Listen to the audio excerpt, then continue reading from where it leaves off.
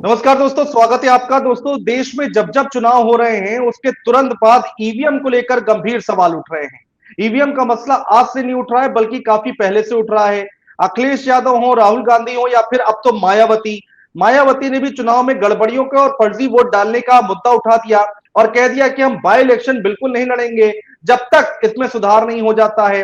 इसके साथ ही साथ महाराष्ट्र की राजनीति से भी खबरें निकलकर दोस्तों सामने आ रही हैं, और वो खबरें जो निकलकर सामने आई हैं वो बेहद ही चौंकाने वाली हैं। एक प्रत्याशी हैं जिनको केवल 2 वोट मिले हैं और उनके परिवार में वोट डालने वाले 4 लोग हैं। वो सवाल उठा रहे हैं कि क्या मेरी पत्नी, क्या मेरे बच्चों ने भी मुझे वोट नहीं दिया? ऐसा संभव है क्या?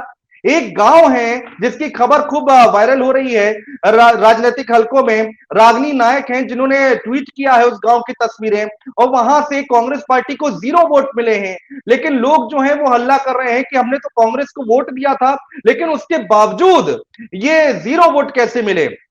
तो एक एक करके वो खबरें दिखाते हैं। हमारे पास आज खास और बड़ा पैनल मौजूद है इसी पर बातचीत करने के लिए। सुमैया राणा जी हैं, समाजवादी पार्टी से हैं, राष्ट्रीय प्रवक्ता हैं। सुमैया जी, बहुत स्वागत है आपका।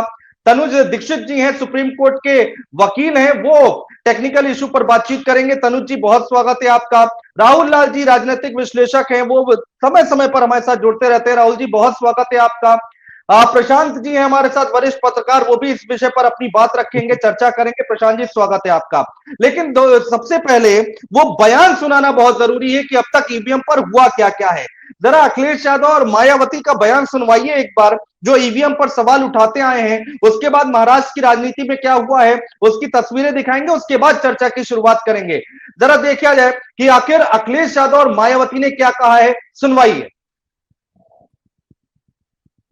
अध्यक्ष महोदय, ईवीएम पे मुझे कल भी भरोसा नहीं था, आज भी नहीं भरोसा। मैं 80 की 80 सीट जीत जाऊं तब भी नहीं भरोसा।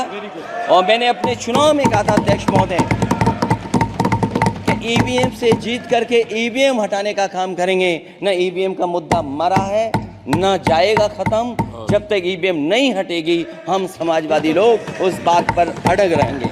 और इस बार महाराष्ट्र स्टेट में विधानसभा के हुए आम चुनाव में भी इसको लेकर काफ़ी आवाज़ें उठाई जा रही हैं।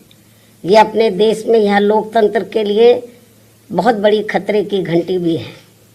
ऐसी स्थिति में अब हमारी पार्टी ने ये फैसला लिया है कि जब तक देश में फर्जी वोटों को डालने से रोकने के लिए देश के चुनाव आयोग द्वारा कोई सख्त कदम नहीं उठाए जाते हैं,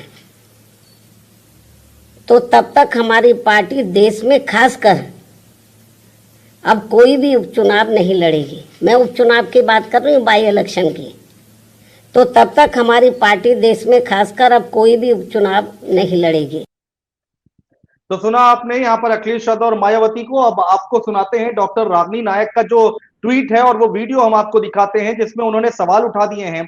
उन्होंने लिखा है कि कमाल ये ऐसा भी, जी हाँ, शुरुआत ऐसी की, ये कमाल एक ऐसा भी, ये ऐसा गांव है महाराष्ट्र का जहां कांग्रेस को एक भी वोट नहीं मिला, यानी कि 0।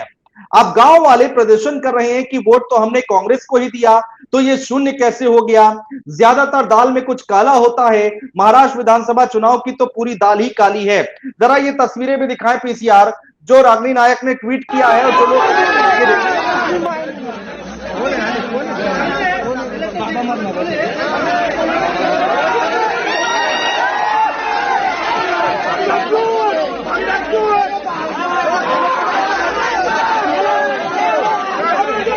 तो ये वो विजुअल है जो हम आपको दिखा रहे हैं। आइए अब अगली तस्वीर दिखाते हैं आपको, अगली खबर दिखाते हैं आपको। अगली खबर क्या है वो दिखाते हैं आपको। यहाँ पर 2 बातें इस ट्वीट में निकलकर सामने आई है। रागनी नायक ने गांव का नाम नहीं बताया हालांकि, लेकिन यहाँ पर भीड़ अच्छी खासी है। रणविजय सिंह हैं और वो यहाँ पर ट्वीट कर रहे हैं, पत्रकार हैं, अच्छी खासी पकड़ रखते हैं देश की राजनीति पर। वो लिख रहे हैं कि महाराष्ट्र में राज ठाकरे की पार्टी के कैंडिडेट राजेश गिरुनकर का कहना है कि मैं यहाँ का स्थानीय निवासी हूं, मेरे घर में 4 वोट हैं, मैं, मेरी पत्नी, मेरी बेटी और मेरी मां, और ईवीएम में मुझे सिर्फ 2 वोट मिले हैं। ऐसा कैसे हो सकता है कि मेरी मां या पत्नी, बेटी ने मुझे वोट ना दिया हो? चलिए चर्चा की शुरुआत करते हैं जल्दी से, बिना देर किए हुए। सबसे पहले तनुज जी के पास चलेंगे, सुप्रीम कोर्ट में लॉयर हैं और लगातार इन तमाम खबरों पर नजर रखते हैं। तनुज दीक्षित जी, ईवीएम का मुद्दा सुप्रीम कोर्ट बार बार पहुंचता है, हर चुनाव के बाद पहुंचता है, इसका हल क्या दिखाई देता है आपको? आखिर पेच कहां फंसता है, ये एक बार जरा हमको टेक्निकल इशू बड़ी आसान भाषा में समझाइए। देखिए, ईवीएम जो है वो एक मशीन है, उसके अंदर बेसिकली 3 पार्ट्स होते हैं। पहला तो उसका कंट्रोलर है, दूसरा उसका बैलेट्स है, और तीसरा जो सबसे अहम पार्ट है वो वीवीपैट है।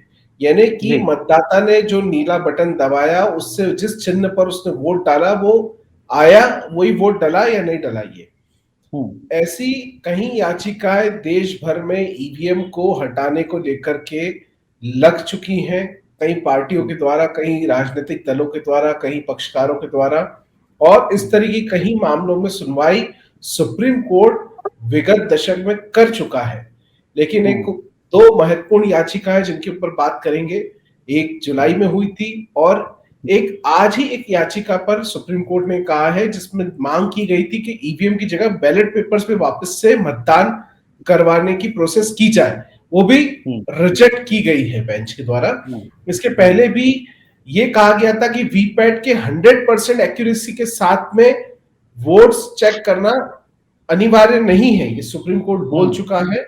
और जो वीवीपैट पर जो वोट्स पड़े हैं उसको 45 दिन तक ही रखा जाएगा सुरक्षित। तो देखिए, ऐसे में ईवीएम को लेकर के कई सारे मंशाएं जो हैं कई सारे राजनीतिक दलों के बीच में है, लेकिन ये भी सत्य है क्योंकि जिस तरीके से संपूर्ण भारत में अलग अलग क्षेत्रों में डिजिटलाइजेशन होते आ रहा है, ऐसे में डिजिटलाइजेशन का एक पार्ट मतदान के अंदर भी जुड़ता है।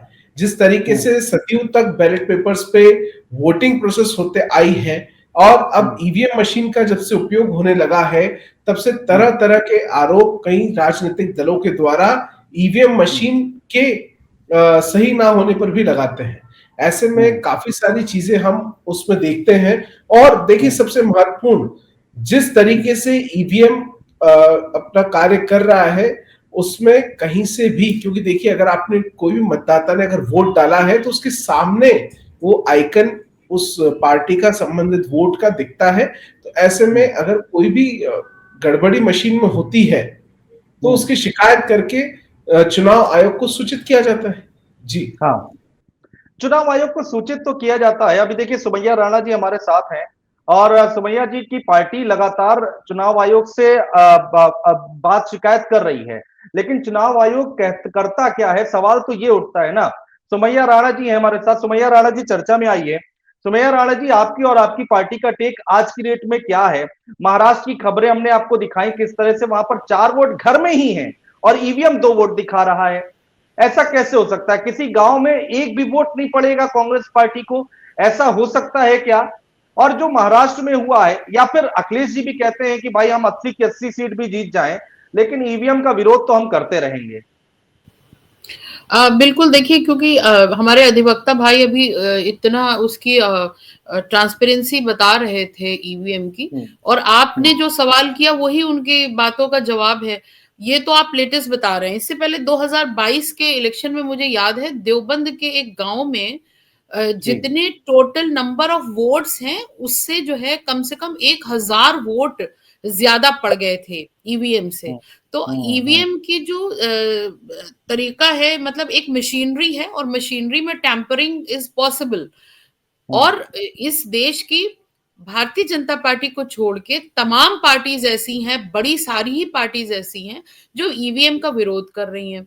और मुझे लगता है इससे पहले भी बैलेट पेपर से चुनाव होते आए थे, बैलेट पेपर से सरकारें बनती आई थी। और तो मुझे लगता है कि अब उसमें अगर लोगों को इस बात की संशय है कि इसमें घपला होता है या ये सही नहीं है, ये मशीनरी है, वो बंद भी हो सकती है, खराब भी हो सकती है। मैं आपको महाराष्ट्र की अभी की बात बताऊं, स्वरा भास्कर ने इस पे आवाज उठाई है, शायद वो कोर्ट भी रन की है कि शाम को जिस वक्त मशीन लौट करके आई है तब भी 90% चार्ज थी। आप बताइए सुबह से जो मशीनरी यूज हो रही हो वो 90% चार्ज कैसे रह सकती है? बाकी सारी मशीनें उनकी बैटरी डाउन हो गई थी। बहुत सारी छोटी छोटी चीजें ऐसी हैं जो सामने आती रहती हैं। आप ही ने बताया एक परिवार के 4 वोट में 2 पड़े हैं, 2 नहीं पड़े। तो आप ये सोच लीजिए कि ये वो चीजें हैं जिनको हम मार्क कर ले रहे हैं, और न जाने कितने ऐसे मामले होंगे जो मार्केबल नहीं है, जिन पर ध्यान नहीं जा रहा है लोगों का। तो इतनी सारी जहां पर चीजें हो जाएं, लोगों के दिलो जहन में ये बैठ जाए, मतदाता से लेकर, आपको मैं बताऊं, आजमगढ़ इसी इलेक्शन 2024 में गए थे, तो they were not Samajwadi supporters, they were not Samajwadi voters. उनका ये कहना था कि हम तो वोट भैया बिटिया कहीं भी डालेंगे, वो जाएगा कमल को। तो हमने कहा कि ये कैसे हुआ? कह लेंगे 22 में हमारे साथ यही हुआ, हम बटन किसी का दबा रहे थे, कमल पे पड़ रहा था। तो अब कहने का मतलब सिर्फ मेरा ये है कि हमारे राष्ट्रीय अध्यक्ष अखिलेश यादव जी ने यह जो आह्वान किया है, जो मुद्दा उठाया है, ये बिल्कुल जायज मुद्दा है। लोगों के दिलों में बिल्कुल भी शक नहीं रहना चाहिए। ये बहुत खूबसूरत और बहुत गंभीर संविधान है इस लेकिन देश का। सुमैया जी, अब उसमें लोग हमें ये भी सवाल करते हैं ना, सवाल तो ये भी करते हैं सुमैया जी कि भाई आप 37 सीटें जीत कर आ गई हैं, आपकी पार्टी जीत कर आई है, वो ईवीएम से तो आई है, वो किसी और से तो नहीं आई है ना। हमने, मेरे राष्ट्रीय अध्यक्ष ने क्या कहा? आप 37 सीट की बात कर रहे हैं, हम तो 80 की 80 जीत जाएंगे, तब भी उस पर सवालिया निशान रखेंगे। तो अगर हमने 37 जीती, इसका मतलब ये नहीं है कि वो 4 वोट में से 2 जो मिले वो जस्टिफाई हो जाएंगे। अरे मान लीजिए कि मेरा फायदा हो गया, लेकिन अगले का भी तो नुकसान हो रहा होगा। तो एक चीज जिस पर इतना गंभीर शक है लोगों को, पार्टी से लेकर के और जनता तक इस चीज को नहीं एक्सेप्ट कर रही है। तो बहुत सारी ऐसी बड़ी कंट्रीज हैं, विकसित देश है, जहां आज भी बैलेट पेपर से चुनाव होता है। तो अगर हिंदुस्तान में भी हो जाएगा तो मुझे लगता है एक फेयर सरकार आएगी और लोगों के दिलों में जो शक है वो भी दूर हो जाएगा। और मैं एक बात कहना चाहती हूँ, जो सत्तारूढ़ पार्टी है उसको खासकर इस बात का शक रहता है कि विपक्षी क्यों आवाज उठाता है। आपको अपने काम और अपनी जनता पर इतना भरोसा है, जो आप सोचते हैं जनता आपको वोट से जिता रही है तो आपको बैलेट पेपर से भी जिताएगी। इससे पहले भी सरकारें बनी है बहुत सी, बैलेट पेपर से बनी कि नहीं बनी? आपको आना होगा, आप बैलेट पेपर से भी आ जाएंगे। आप क्यों उस मशीनरी के इतना ज्यादा पीछे लगे हैं भाई? बात सही है। राहुल लाल जी चर्चा में आई। राहुल लाल जी, आपने सुना कि तनुज दीक्षित जी ने क्या कहा, और हमेशा हम देखते हैं सुप्रीम कोर्ट तक मामला पहुंचता रहता है, और एक आज की बात है कि वहां पर जो है इस पिटीशन को खारिज कर दिया गया है। सुमैया राणा कह रही है कि भाई बैलेट पेपर से कराइए ना, आप ईवीएम से जीत रहे हैं तो बैलेट पेपर से भी जीत जाइएगा, इसमें दिक्कत कहां आ रही है? देखिए अनुज जी, जो निर्वाचन प्रणाली है, जो कि भारतीय संविधान के अनुच्छेद 324 में एक तरह से हमारे स्वतंत्र निर्वाचन आयोग के बारे में वर्णन है, और स्वतंत्र निष्पक्ष चुनाव प्रणाली के बारे में वर्णन है। तो अनुज जी, आज तो संविधान दिवस है। स्वतंत्र और निष्पक्षता की बात, स्वतंत्रता निष्पक्षता की बात जैसे होती है, उसके 2 मापदंड होते हैं। एक तो उसका वो प्रणाली उसी रूप में होना, और देश की जनता को वो प्रणाली उसी रूप में दिखना। अगर वो प्रणाली उसी रूप में है तो क्या जनता को वो उसी रूप में दिखाई दे रही है? अगर कोई शक और शुबह की स्थिति होती है, उस तमाम शक और शुबह को दुरुस्त करने की जिम्मेवारी भी जो है वो चुनाव आयोग की है, वो केंद्र सरकार की, उनकी जिम्मेवारी है, और वो उस जिम्मेवारी में पूरी तरह से विफल हुआ। मैं तो ये मानता हूं अनुज जी कि चूंकि जो उदाहरण आपने दिए, चाहे वो एक एमएनएस उम्मीदवार जिनके घर में ही जो है कि उनको 2 वोट पड़ रहे हैं, वो खुद ही कह रहे हैं कि क्या हमने अपना वोट अपने आप को नहीं डाला, क्या हमारे पत्नी ने हमें वोट नहीं दिया, हमारे बेटी ने हमें वोट नहीं दिया। अगर इतने ही न्यूनतम वोट जोड़ते हैं, 4 वोट हो जाते हैं। एक वो जो गांव का वर्णन, जिसका वर्णन किया जा रहा है, शायद अवाहन या कुछ नाम है इसी तरह से करके उस गांव का। अब वो गांव, सोचिए, गांव के लोग सड़क पे आके प्रदर्शन कर रहे हैं कि हम लोगों ने सबों ने कांग्रेस को वोट दिया था, और कांग्रेस को उस गांव के बूथ से 0 वोट दिखाया जा रहा है। तो ये सारी चीजें तो देखिए अलग अलग बूथ वाइज इस तरह की चीजें आती है। लेकिन महाराष्ट्र से जो एक रोचक चीज और आई है अनुज जी, जिसके ऊपर हम लोगों को और ध्यान देने की है, नांदेड़ लोकसभा सीट का मामला। वो नांदेड़ में लोकसभा की सीट वहां पे भारतीय जनता पार्टी हारी और कांग्रेस जीती है उस जगह पे। लेकिन जो वहां पे जो 6 विधानसभा सीटें हैं, उस सभी की सभी 6 विधानसभा सीटें जो है कि वो महायुति के खेमे में चली गई है, सबकी सब बीजेपी वाले खेमे में गठबंधन को चली गई है। तो देखिए, हमें लग रहा है कि मामला अब ईवीएम का नहीं है अनुज जी, मामला ईवीएम से ज्यादा, ईवीएम तो एक छोटा विषय रह चुका है इस घटनाक्रम का।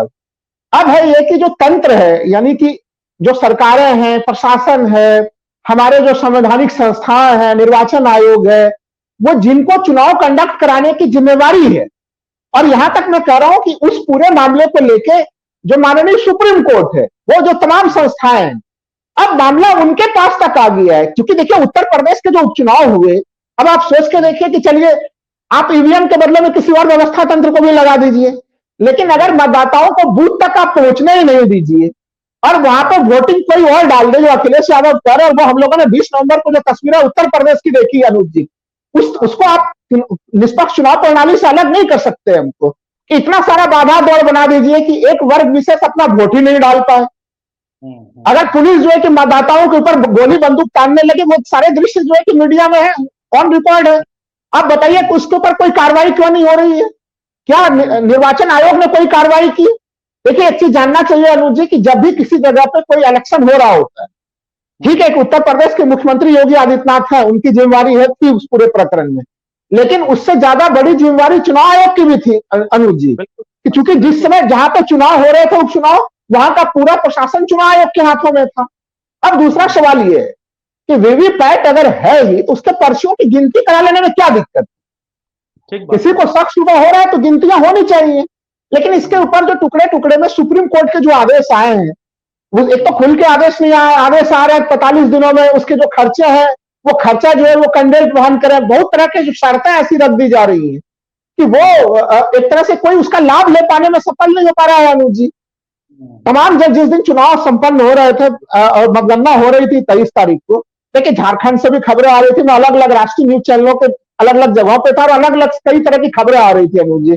खबरें ये आ रही थी कि झारखंड के अधिकारियों पे ब्यूरोक्रेसी के लोगों के ऊपर भी दबाव बनाया जा रहा है, लेकिन वहां पे हेमंत सोरेन की सरकार थी और हरियाणा के घटनाक्रम से सरकार ने सीट ले ली थी, तो एक फुल प्रूफ व्यवस्था का इंतजाम था वहां पे विपक्ष की तरफ से।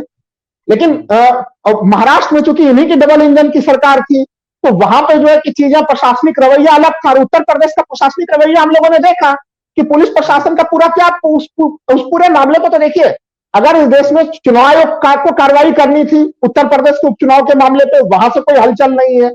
वहां पे मान लीजिए कि हाईकोर्ट है, सुप्रीम कोर्ट है, किसी को भी स्वतः संज्ञान लेने की भी स्थितियां बननी चाहिए थी। अगर लोकतंत्र में कोई व्यक्ति अगर बूथ स्थल पर जाके वोट ही नहीं डाल पाए और वो सार्वजनिक तौर पर वो वीडियो वायरल हो, तो हम लोग सोचिए कि अब ये मामला ईवीएम का नहीं है अनुज जी, ये मामला ईवीएम से बढ़ता हुआ है। मैं एक सवाल और मैं पूछ रहा हूं, मैं महाराष्ट्र के चुनाव में था राजीव जी, और सोचिए कि महाराष्ट्र का चुनाव, वहां पे कम से कम मैंने अच्छे खासे दिन इस बार बिताया है महाराष्ट्र में। महाराष्ट्र के लोग कह रहे थे कि महाराष्ट्र में जितना ज्यादा इस बार का चुनाव में पैसे पानी की तरह बहाए जा रहे हैं, इसके पहले कभी नहीं बनाए, इस तरह से पैसे खर्च हुए थे। और कई दृश्य देखे, विनोद तावड़े के दृश्य देखे हम लोगों ने, ऑन कैमरा जो भी दिखा, क्या अभी तक कभी हम लोगों ने सुना अनुज जी कि उसको लेके कोई जांच होगी? बिना जांच के ही क्लीन चिट दे दिया गया। जो शिवसेना शिंदे ग्रुप के जो एक और उम्मीदवार थे, उनके पास से ढेर कोई पकड़े गए। तो यहाँ तो राहुल लाल जी यहाँ तो नोटों से तौला भी गया था कुंदरकी में, हमने देखा। तनुज जी जरा एक बार बताइए कि भाई अब इसका हल कैसे? सुप्रीम कोर्ट में से जो ऑर्डर पास हो रहे हैं, जो हिदायत दी जा रही है, वो काफी नहीं है। राजनीतिक दल करे तो करे क्या, विपक्षी दल करे तो करे क्या?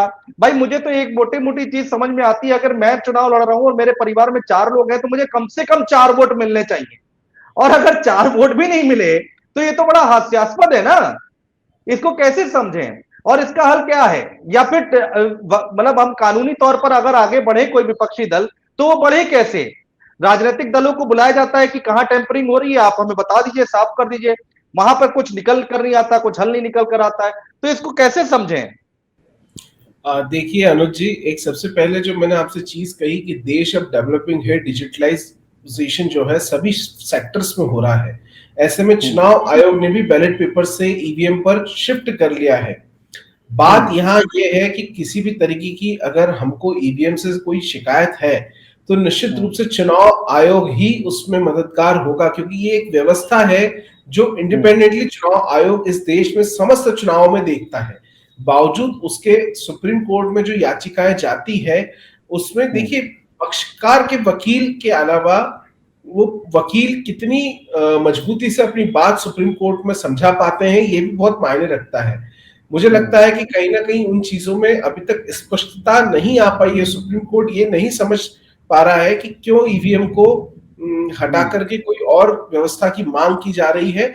जब तक ये चीजें स्पष्ट नहीं होगी बेंच पर, कोर्ट के सामने, तब तक बहुत मुश्किल है किसी भी और व्यवस्था को एक्सेप्ट करना, अडॉप्ट करना। ऐसे में जो व्यवस्थाएं हैं ईवीएम के साथ, क्योंकि देखिए अब चुनाव तो ठीक है, हमारी आबादी भी पिछले कुछ सालों में बहुत बड़ी है और ऐसे में बहुत मेजर फैक्टर।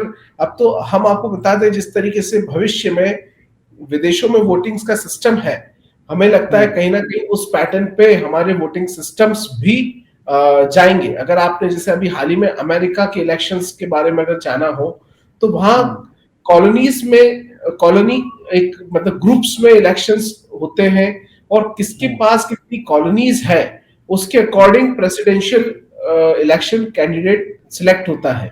ये सब आधार सुनने में जितने हमको अच्छे लग रहे हैं, अंतर इसमें अगर जाकर के देखें तो कॉलोनीज के लिए भी वोटिंग्स होती है और फिर कॉलोनीज के हेड बनते हैं। एक तरीके से ये जो सिस्टम है ये अपने आप में बहुत महत्वपूर्ण चैनल है और कहीं ना कहीं मुझे लगता है आने वाले समय में इलेक्शन कमीशन ऑफ इंडिया को भी इस तरह की वोटिंग पैटर्न्स और सिस्टम पे जाने की आवश्यकता रहेगी। लेकिन तनुज जी, अब इसका कोई हल नहीं है ना। जी राहुल जी कोई सवाल करना चाह रहे हैं क्या? पूछ लीजिए।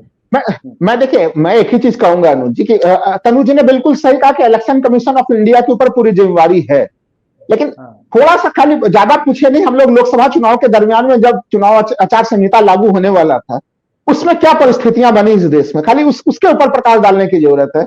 सुप्रीम कोर्ट ने कहा कि हमें ऐसा चुनाव आयुक्त चाहिए जो कि डंके के चोट पर प्रधानमंत्री से भी सवाल पूछ सके। लंबी सी सुनवाई की और उसके बाद एक निर्णय दिया कि 3 सदस्यीय कॉलेजियम जो है कि वो वहां पे हो और उसमें चीफ जस्टिस को भी रखा गया था उस समय।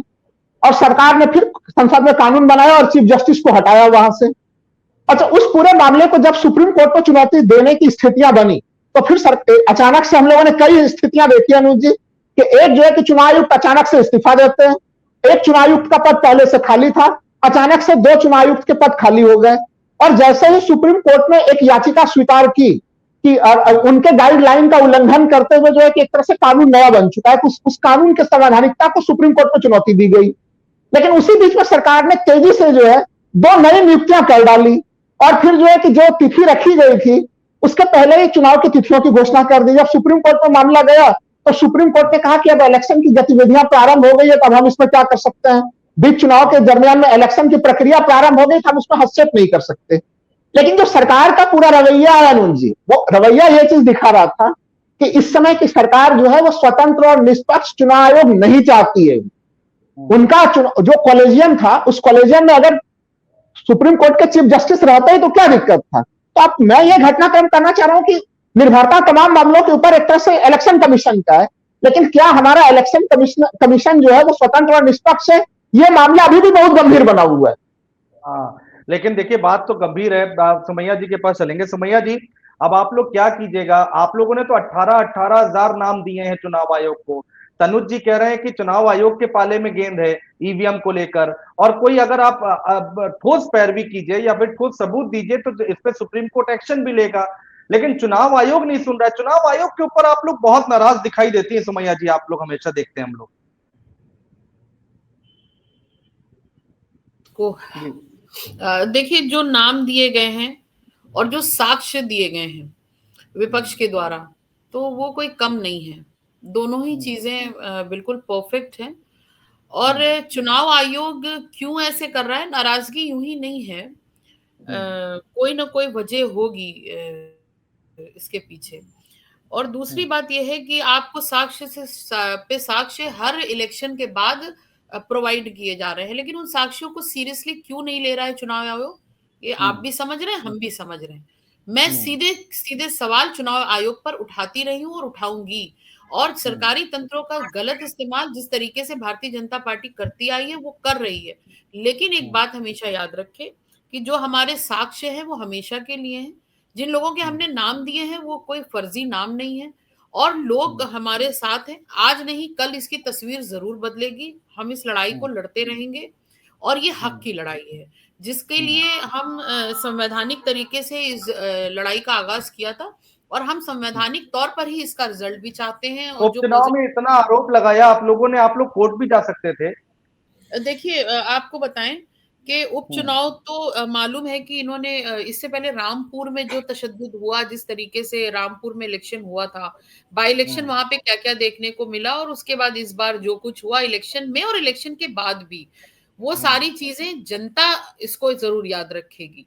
और जहां तक रही बात इलेक्शन कमीशन की, इलेक्शन कमीशन को कम से कम अपना जो एक डेकोरम है उसको बना करके रखना चाहिए। मैं उसको सजेशन दूंगी, और उन पर जो लोगों का विश्वास है उसको नहीं मरने देना चाहिए, क्योंकि सरकारें आती जाती रहती हैं लेकिन कमीशन अपनी जगह रहेगा। उसको चाहिए कि वो एक हक की बात करे और इन चीजों को सीरियसली ले, क्योंकि सिर्फ विपक्ष नहीं इस पर उंगली उठा रहा है, इस पर आम जनता भी, बहुत सारे लोग ऐसे हैं जो इस पर वो कर रहे हैं। और अगर अगर पूछने पे आ जाए तो मुझे लगता है कि एक बहुत बड़ी तादाद में लोग इलेक्शन कमीशन के सामने हाजिर हो सकते हैं ईवीएम की शिकायत लेकर के। तो यूं ही राष्ट्रीय अध्यक्ष अखिलेश यादव जी ने ये मुद्दा नहीं उठाया है, इसके पीछे गहराई बहुत है और इस पर हम आगे तक कोशिश ऐसे तो करेंगे। सुमैया जी आप लोग सत्ता में कैसे आएंगे? अगर आप लोगों की बातों में सच्चाई है 1% भी, तो आप तो हमेशा विपक्ष में ही रहेंगे।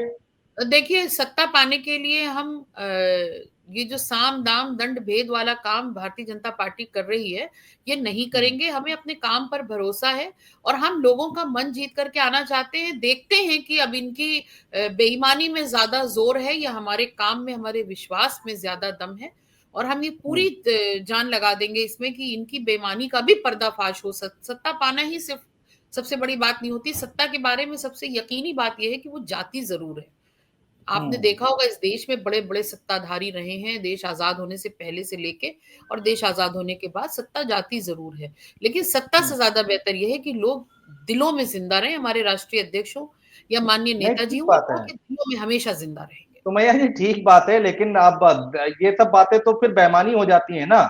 इन बातों को कैसे हम एक्सेप्ट कर लें कि भाई दिलों में जगह बनानी है, जनता जो है सत्ता परिवर्तन करेगी, जब आपकी बात अगर हम सही माने कि ईवीएम में टैंपरिंग हो रही है।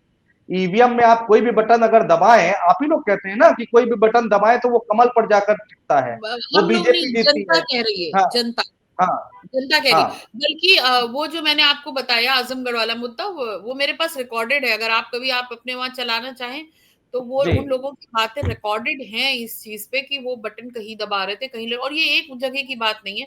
2022 के इलेक्शन में बहुत जगह ऐसा, फतेहपुर में भी ऐसे ही सुनने को मिला था एक गांव में जाके।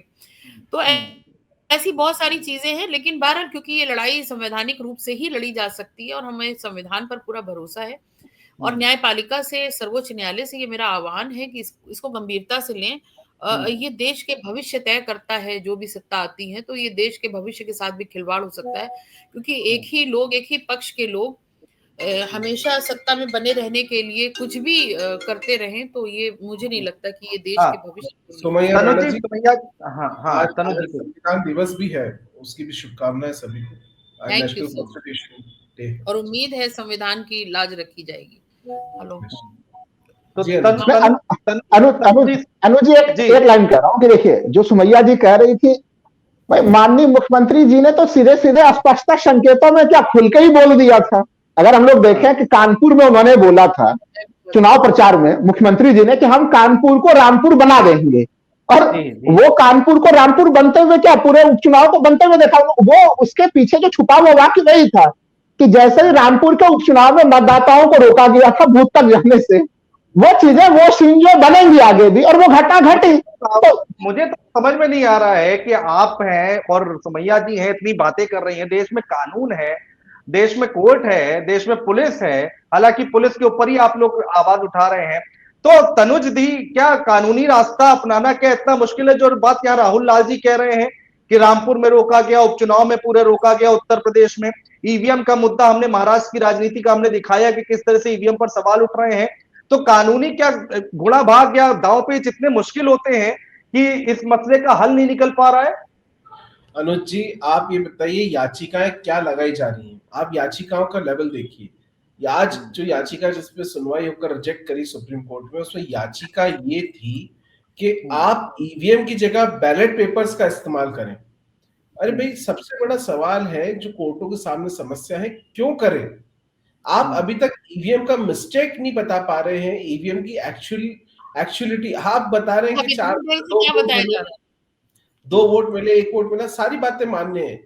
उसकी एक्चुअलिटी तो पता है, एक मशीन को चलाएं, आप बताएं कि आप उसमें 100 वोट सामने डालें, आप उसमें बताएं कि आप 100 में से किस पार्टी को 100 वोट दे रहे, दिखा। ऐसी कोई प्रैक्टिकल थिंग अभी तक सुप्रीम कोर्ट के समक्ष नहीं आई है ईवीएम का, जिसमें हम आरोप माने। ऐसी कोई, देखिए कानून चलता है, देश का संविधान यही कहता है सबूतों के आधार पर कानून कोर्टें फैसला सुनाती हैं। आज सबूत किसी चीज का अगर सामने हो तो निश्चित रूप से शायद ईवीएम के अलावा भी अल्टरनेट ऑप्शन पे कोर्ट विचार करेगा, लेकिन जब तक आप कोई व्यवस्थित उन्हें एक सबूत पेश नहीं करते कि ये देखिए हमने साहब 100 वोट आपके सामने डाले हैं, उन 100 वोटों में से 50 ऑटोमेटिकली XYZ पार्टीज को जा रहे हैं या 40 जा रहे हैं, जो भी है, ऐसा आप जब तक कुछ बताएंगे नहीं तब तक आप ये बोल रहे हैं ईवीएम में गड़बड़ी। अरे वो गड़बड़ी सबूत दीजिए कि वो गड़बड़ी है, ये बहुत बड़ा फैक्टर है। इस वजह से कहीं एक नहीं, ऐसी कई सारी जो याचिकाएं हैं वो वहां से खारिज होती हैं और भी होते रहेंगी, क्योंकि जब तक आप एक कॉन्क्रीट उस पर व्यवस्थाओं के आधार पर सबूत पेश नहीं करेंगे न्यायालय के अंदर कि हाँ ये समस्या है और ये आप भी देख सकते हैं, और जब तक न्यायालय के समक्ष वो समस्याएं नहीं दिखेंगी तब तक न्यायालय भी इस पर डिसीजन लेने में असमर्थ बात रहेगा। तो ठीक है ना सुमैया राणा जी, तनुज दीक्षित जी बात तो सही कह रहे हैं ना। राहुल जी मैं इस पर आपका भी जवाब लूंगा, बिल्कुल लूंगा। बहुत महत्वपूर्ण पॉइंट उठाया है, बहुत इंपॉर्टेंट पॉइंट उठाया है यहाँ पर तनुज दीक्षित जी ने। भाई आप लेके जाइए कोर्ट के सामने, बताइए कि टेम्परिंग ऐसे हो रही है, दिक्कतें यहां आ रही हैं, आप प्रॉपर सबूत तो दीजिए, तभी तो कोर्ट फैसला लेगा, कोई स्टैंड लेगा। अनुज जी देखिए, बड़ा अच्छा सवाल आपने पूछा कि तमाम मामले हैं, फिर कोर्ट के समक्ष क्यों नहीं जा रहा, और फिर कोर्ट से समस्या का समाधान क्यों नहीं ढूंढा जा रहा है। मैं एक उदाहरण दूं, महाराष्ट्र के मामले को ही लेके, जब महाराष्ट्र में जो है कि तोड़फोड़ की तमाम घटनाएं घटी, तो आपको याद होगा कि सुप्रीम कोर्ट के जो है कि संविधान पीठ ने एक तरह से माना कि जो वहां पे घटनाक्रम घटी, राज्यपाल की जो कार्रवाई थी वो असंवैधानिक थी। सुप्रीम कोर्ट ने यह भी कहा कि अगर इस्तीफा खुद ही नहीं दे देते अगर वो पूर्व मुख्यमंत्री, तो उनकी सरकार को बहाल भी किया जा सकता था। तमाम तरह की चीजें कही गई, लेकिन उसके बावजूद भी एक असंवैधानिक सरकार चलती रही, क्योंकि जो जिन सदस्यों के निर्योग्यता का मामला था वो स्पीकर को, सुप्रीम कोर्ट ने कहा कि समयबद्ध नियम के अंतर्गत स्पीकर राहुल नागवेकर उस मामले को निपटाए। बार बार ये याचिका सुप्रीम कोर्ट में जाता रहा और राहुल नागवेकर जो है कि वो उस सीमा का उल्लंघन करते रहे। काफी आखिरी समय में आके उन्होंने कुछ सुनाया भी और वो मामला अभी भी चल ही रहा है। तो देखिए अब तो सत्ता परिवर्तन हो चुका है, लेकिन वो मामला चल रहा है, तो अब उसका वास्तविकता के धरातल पर उस मामले का कोई रोल नहीं बचा। तो इलेक्ट्रॉनिक पॉलिटिक्स में क्या है कि आप 5 वर्ष के लिए चुने जाते हैं, अगर त्वरित तौर पर उसमें निर्णय फैसला ना हो तो फिर उस फैसले का मतलब नहीं बचता है। अंततः तो फिर एकनाथ शिंदे सरकार असंवैधानिक होने के बावजूद भी वो अपना टर्म पूरा ही कर गई अनुज जी। दूसरी बात बची कि देखिए सबूत तक से आपको याद हो कि गुजरात के जब एक चुनाव हो रहे थे, उस समय जब इसी प्रकार के कई मामले आए तो सुप्रीम कोर्ट ने हल्का सा पहली बार कहा कि नहीं ठीक है, वीवीपैट की गिनतियों की संख्या थोड़ी बढ़ा दी जाए। फिर इस बार भी जब ये मामला पहुंचा तो उसको सुप्रीम कोर्ट ने थोड़ा और बढ़ाया। तो वो जो मैं कह रहा हूं कि जो दोनों तरफ से जो चीजें हो रही है वहां पे, मेरा ये मानना है कि देखिए हो सकता है सिस्टम प्रूफ ही हो, इसलिए मैंने शुरुआत में कहा कि आपको वो अगर सिस्टम जैसा भी है, अगर लोगों के ऊपर शक शुबा की स्थिति बन रही है तो उसको न्यायपूर्ण दिखना भी चाहिए, न्याय केवल होना नहीं चाहिए। और मुझे लग रहा है कि अगर वीवीपैट का पर्चा है, अनुज जी वीवीपैट का पर्चा है तो गिनती करवा दीजिए, क्या दिक्कत है। अगर कहीं पर उसकी प्रक्रिया को इतना कठिन नहीं होना चाहिए, वीवीपैट के पर्चे भी है, उसको गिनती करा दीजिए, दूध का दूध पानी का पानी अलग हो जाना है। ये मामला ज्यादा जटिल भी नहीं है अनुज जी। हाँ, बेईमानी तो देखिए तनुज जी हो रही है ना। चंडीगढ़ का मसला सुप्रीम कोर्ट में पहुंचा और सीजेआई साहब ने क्या झाड़ लगाई, किस तरह से उनको फटकार लगाई वो हमने देखा है। उन्होंने बताया कि आप लोग क्या कर रहे हैं, लोकतंत्र की हत्या तक की यहाँ पर शब्दों का इस्तेमाल किया गया। अब चंडीगढ़ की घटना को हमने देखा, तो बेईमानी तो हो ही रही है ना, इससे कैसे इनकार किया जा सकता है। कई बार क्या होता है अनुज जी, जिस तरीके से अगर हम दूसरे तरीके से देखें, कहीं चुनाव में ऐसा भी हुआ है कि परिवार में 85 लोग थे, वोट 47 पड़े। ऐसे जरूरी नहीं ये विधानसभा के चुनाव हो, निचले लेवल पे भी जो चुनाव होते हैं, नगर पालिका तक के जो चुनाव होते हैं, ऐसे कहीं आप अगर खबरें खोजने जाएंगे देश में ऐसे कई मामले हैं। ये परिवार में 16 जन थे, 4 वोट प्राप्त हुए, 6 वोट। देखिए हर जगह ईवीएम नहीं है, ये वो वोटिंग्स की बात कर रहा हूँ जो बैलेट पेपर्स पे होती है, जो निचले स्तर के चुनाव, जो कि विधानसभा से नीचे वाले चुनाव की बात मैं आपसे कर रहा हूँ, जो ग्राम पंचायत के बोल रहे हैं या हम बोल रहे हैं कि नगर पालिका के होते हैं। इस तरह कई देश में ऐसे कई सारी जगहें हैं, ऐसी समस्त जगहों पर भी कई बार आपको वो पर्याप्त वोट नहीं मिल पाते मशीन के ना होने के बावजूद भी, जो आपको आवश्यक है। इसका मतलब कहीं ना कहीं जो चुनाव के कैंडिडेट्स हैं, ये उनको भी मंथन करने की आवश्यकता है कि उनका जो वर्चस्व या उनकी जो एक स्ट्रेटजी है, बात आपकी सही है। अनुज जी, सही है, अनुज जी, मैं तो जी। केवल एक सवाल कर रहा हूं कि ये जो निर्वाचन केंद्र के सामने में बूथ तक जाने के लिए जो बाधा दौड़ बनाई जा रही है, जो ऑन रिकॉर्ड है, इसके ऊपर कोई हमारी संवैधानिक संस्थाओं की कोई प्रतिबद्धता है या नहीं कि मतदाता वोट देने के लिए जाए, उसको पुलिस जो है कि पुलिस ही 10 तरह का। मैं उसी पर आ रहा था सुमैया जी, हाथ कंगन को आरसी क्या, पढ़े लिखे को फारसी क्या। हमने तस्वीरें देखी हैं, उत्तर प्रदेश उपचुनाव में क्या हुआ, इससे डिनाई नहीं किया जा सकता, इसको नकारा नहीं जा सकता। भाई तमाम मीडिया कुछ बोले, मुझे उससे मतलब नहीं है, जो मैंने देखा मैं वो बता रहा हूं। लोग अपने अपने तरीके से विश्लेषण करते हैं, मैंने देखा है बैरिकेटिंग लगाई गई। पुलिस वालों को कहीं से कहीं तक अधिकार नहीं है कि वो पहचान पत्र चेक कर सकें, देख सकें। लेकिन उपचुनाव में हमने देखा है 1 किलोमीटर दूर, 500 मीटर दूर पर ही पुलिस वाले चेकिंग कर रहे हैं। कई जगहों पर ऐसा फ्लैग मार्च निकाला जा रहा है जैसे बॉर्डर का एरिया हो। एक पुलिस वाले, 2 पुलिस वाले समझ में आते हैं, 10 आते हैं, लेकिन 100 पुलिस वाले अगर फ्लैग मार्च करेंगे तो थोड़ी दहशत पैदा होती है। तो इन सब का हल कैसे निकलेगा? चुनाव आयोग आपके साथ है नहीं, आप लोग लगातार आवाज उठा रहे हैं, लेकिन समाजवादी पार्टी आज की डेट में सड़कों पर नहीं दिखाई दे रही है। लोग ये भी कह रहे हैं कि आप लोग आइए आंदोलन कीजिए ना, अगर आपकी सुनवाई कहीं नहीं हो रही है। भाई आप कोर्ट में नहीं जा पा रहे हैं, चलिए कोई बात नहीं, चुनाव आयोग आपकी नहीं सुन रहा है, कोई बात नहीं, लेकिन लखनऊ राजधानी की सड़कों पर तो आप इसका विरोध कर सकते हैं ना। ठीक है। देखिए, आपने अभी शुरुआत में ये बोला कि बैरिकेटिंग लगा के पुलिस वाले जांच कर रहे थे, जो कि इजीली कैचेबल है। आप वीडियो उसकी बना सकते हैं, हम बना सकते हैं, कोई भी बना सकता है। तो सोचिए कि इनकी दीदा दिलेरी कितनी है कि जो चीज सामने दिख रही है ये वहां पर बेईमानी कर रहे हैं, तो जो चीज छुपा के करनी होगी तो वो कितनी आसानी से कर रहे होंगे। ईवीएम मशीन की टैंपरिंग की बात कर। अब आ जाइए समाजवादी पार्टी के ऊपर। इन्होंने सत्ता का दुरुपयोग किया है, कोई बात नहीं, सत्ताएं बदलती हैं, लेकिन अब समाजवादी पार्टी प्रारंभिक स्तर पर उन्होंने लोकसभा में इसके लिए आवाज उठाई गई, विधानसभा में आवाज उठाई गई, बहुत से मामलों में हम कोर्ट भी गए हुए हैं, बहुत सारी पड़ी हुई हैं ऐसी याचिकाएं। पहले तौर पर हम पूरी तरीके से संवैधानिक प्रारूप में इसकी लड़ाई लड़ना शुरू कर दी है हमने। आने वाले वक्त में ये आंदोलन की शक्ल भी लेगा। ऐसा नहीं है कि हम सड़कों पर नहीं हैं, सड़कों पर बैठ के भले हम इसका एहतजाज ना कर रहे हो, लेकिन लड़ाई जमीनी लड़ रहे हैं। हमें मालूम है कि हमें कहाँ से शुरू करना है और इस लड़ाई को ऊपर तक, आगे तक कैसे ले जाना है।